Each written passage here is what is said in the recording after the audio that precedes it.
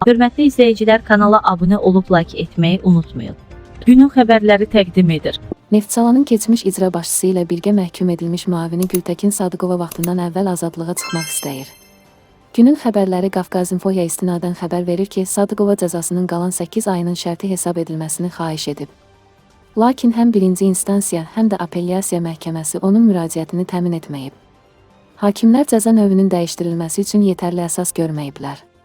Qeyd edək ki, xanım məhkum bu ilin yazında məntəqə tipli cəzaçəkmə müəssisəsinə köçürülməsi üçün məhkəməyə müraciət etmişdi. Həmin vaxtda rədd qərarı verilmişdi.